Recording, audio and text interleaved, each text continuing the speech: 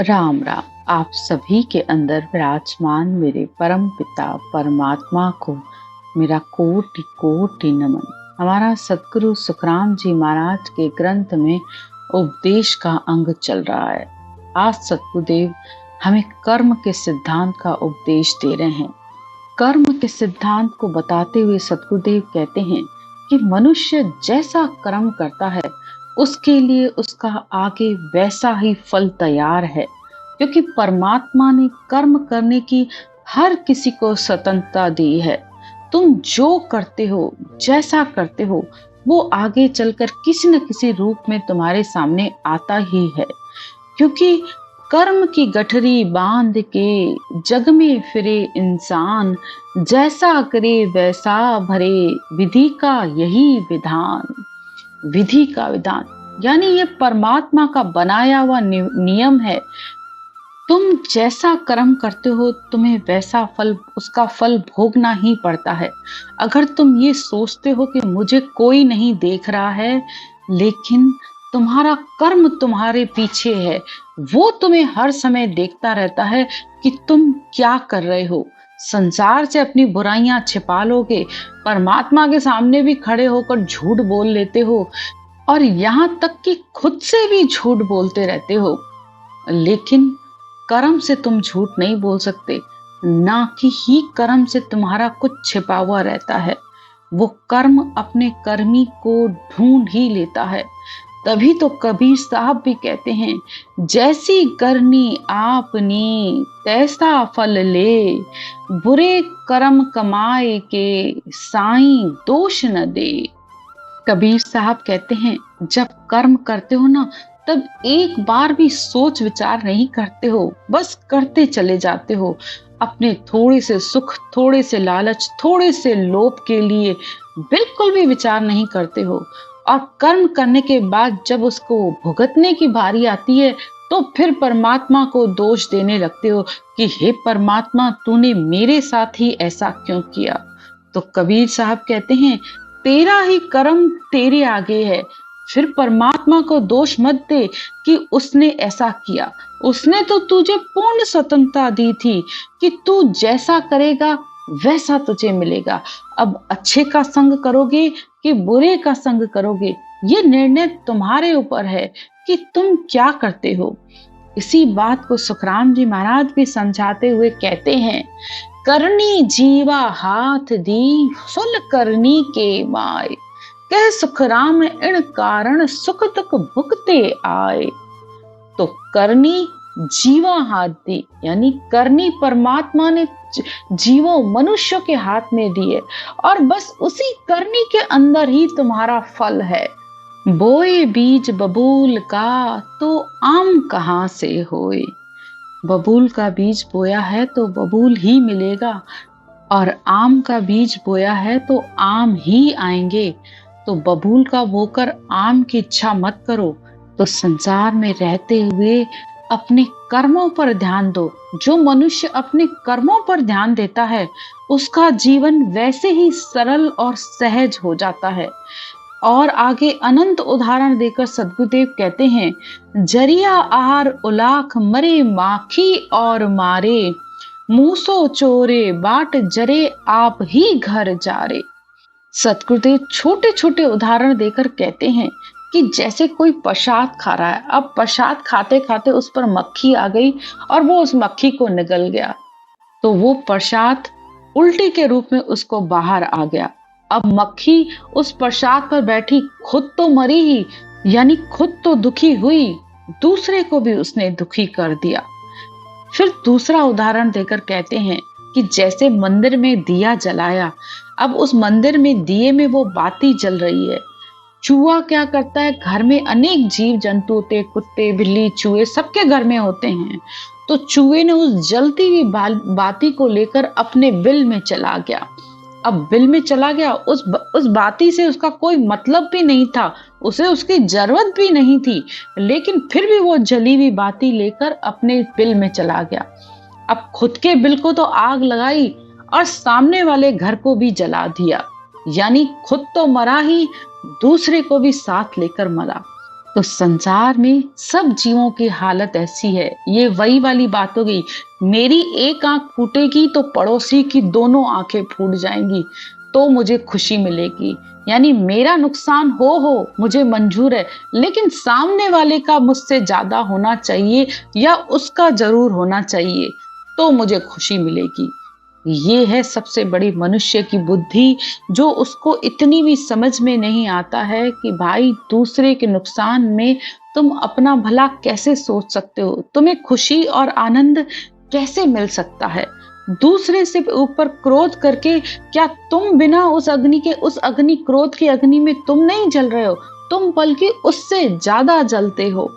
और छोटे छोटे उदाहरण देकर कहते हैं, मकड़ी मांडे जाल दगे बहुत जीव खावे। अब मकड़ी जाला बुनती है, वो जाला तो क्या करती है, दूसरों जीवों को फंसाने के लिए बुनती है, लेकिन अंत में होता क्या है, वो खुद ही उसी जाल में फंसकर मर जाती है, उस जाल से निकल नहीं पाती है। तो ऐसे ही मनुष्य है, वो बुरे विचार मन में, बुरी वृत्तियां, हर समय दूसरे के बारे में अशुभ बातें सोच सोच कर अपना ही खुद को ही दुखी करता रहता है। और फिर सोचता ये है कि मुझे खुशी क्यों नहीं है, मुझे आनंद क्यों नहीं है, कैसे मिलेगा। हर समय तुम्हारे मन का मनन चिंतन तो दूसरे के बारे में चल रहा है, तुम खुद की तरफ देखते ही कब हो। फिर आगे और सतगुरुदेव समझाते हुए कहते हैं, अजा खाल लोहा गले किया सो अपना पाए। संसार के ये छोटे छोटे उदाहरण हैं। इन उदाहरणों से अपने आसपास अनेक आपको ऐसे उदाहरण मिलेंगे जिससे आप सीख सकते हो। ये सब ज्ञान है। परमात्मा ने इतनी बड़ी सृष्टि बनाई है, इस सारी सृष्टि के हर कण कण में ज्ञान भरा हुआ है, लेकिन आप सिर्फ उस दृष्टि से देखो तो सही कि आपके चारों तरफ हो क्या रहा है। सिर्फ करते क्या हो, दूसरे के लिए राग और द्वेष रखते हो, तो कुछ और तुम्हें दिखता ही नहीं है। फिर एक उदाहरण देकर कहते हैं कि जब बकरी को मारा जाता है तो वो लोहे से मारा जाता है, तो लोहा पहले बकरी को काटता है और फिर वही बकरी की खाल लोहे को काट देती है। यानी उस लोहे को खत्म करने के काम फिर वो उसी बकरी का ही द्वारा ही होता है। तो जो जैसा करता है वैसा ही भोगता है।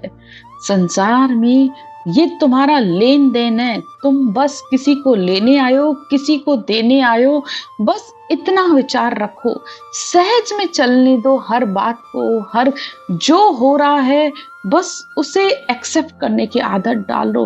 क्यों अपनी टांग बीच में अड़ाते रहते हो कि मैं ऐसे करूंगा तो ये होगा, मैं ऐसे नहीं करूंगा तो ऐसे होगा। हर समय सोच और विचार, और फिर अपने ही बुने हुए जाल में तुम खुद फंसते रहते हो। आगे सतगुरुदेव कहते हैं, बांस जले बिन जाल ब्याह को काल छुछुंदर। अब बांस जो होते हैं जंगल में आपस में ही लड़ते भिड़ते रहते हैं, यानी हवा के कारण वो आपस में टकराते रहते हैं और उससे अग्नि पैदा होती है और उस पूरे जंगल को जला देती है, सबको जला के खाक कर देती है। तो हम भी ऐसे ही हैं, आपस में ही एक ही जगह जब रहना एक ही जगह है तो इतना राग द्वेष क्यों रखना है। हर समय लड़ते और भड़ते रहते हैं और अंदर में ही जलते रहते हैं, अंदर ही अपने आप को खोखला करते रहते हैं। ब्याल को काल छछुंदर। अब सर्प के उदाहरण को ले लीजिए। सर्प अपने मुंह में एक शकुंदरी नाम का जानवर होता है, उसे पकड़ लेता है। अब यदि वो उसे खा जाता है तो उसे कोढ़ हो जाता है, और अगर छोड़ देता है तो अंधा हो जाता है, यानी दोनों तरफ से उसकी मौत निश्चित है। तो हमारा हाल भी यही है कि हम संसार में हर छोटी छोटी बातों को पकड़ कर बैठ जाते हैं और फिर उन्हीं छोटी छोटी बातों के लिए लड़ते झगड़ते रहते हैं, अंदर से राग और द्वेष करते रहते हैं, अंदर ही अंदर कुढ़ते रहते हैं। इसने मेरे साथ ऐसा क्यों किया, अब इसने ऐसा किया तो मैं ऐसा करूंगा, मैं ऐसे जवाब दूंगा। मतलब पूरा दिन सिर्फ वही बात, एक ही बात को घसीटते घसीटते तुम अपने पूरा दिन अपना यूं ही व्यर्थ में गंवा देते हो और हासिल कुछ भी नहीं होता है। अगर किसी से लड़ भी लेते हो, झगड़ भी लेते हो, तो तुम्हें क्या मिल जाता है? बस खुद को शाबाशी देते हो। इसने ऐसे कहा तो मैंने इसके साथ ऐसा किया। उससे क्या हासिल हो गया? थोड़ा सा विचार से चलो, थोड़ा समझ से चलो कि मैं कर क्या रहा हूं। बजाय दूसरे को देखने के, हर समय खुद को देखने की आदत डालोगे तो कभी कोई बुरा कर्म आपसे होगा ही नहीं। बस ये सोचो, जो मैं कर रहा हूं, अगर मेरे साथ होता है तो मुझे बुरा लगता है, तो सामने वाले को भी वो चीज बुरी लग सकती है। और हाँ, अगर संसार में रहते हुए दो बातें आपके साथ गलत हुई भी हैं, तो थोड़ा सहनशीलता रखिए मन में। सहनशीलता भक्ति का सबसे बड़ा अंग है, सबसे महत्वपूर्ण अंग है। झरना यानी सहनशीलता, जिसको सहन करना आ गया, उसके अंदर शीतलता आ ही जाती है।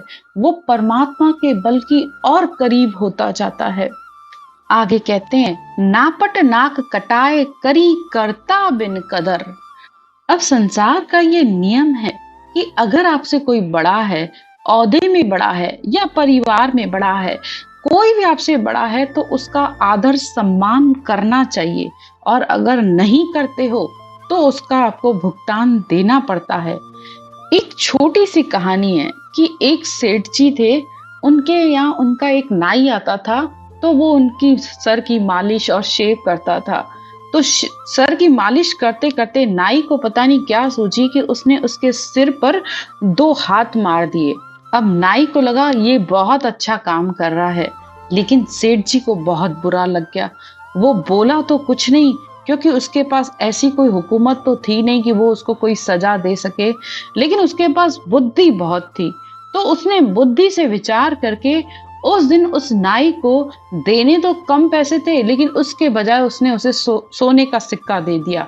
अब नाई भी बड़ा खुश, उसे लगा कि ये सेठ जी को मेरा काम बहुत पसंद आया है और उन्हें बहुत आनंद आया है।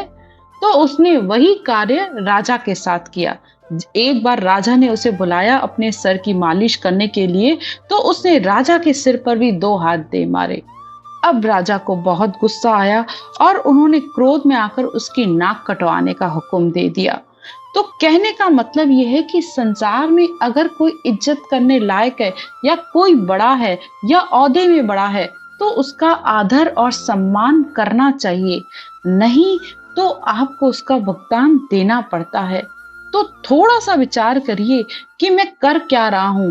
आप अपने आप को, अपने अहंकार में ये भी नहीं सोचते हैं कि कौन बड़ा है, कौन छोटा है, मुझे क्या करना चाहिए, क्या नहीं करना चाहिए। जबकि हर कार्य करने से पहले, हर बात को बोलने से पहले सोच विचार जरूर करना चाहिए। आज की ज्ञान चर्चा यहीं तक, आगे की चर्चा कल करेंगे। राम राम।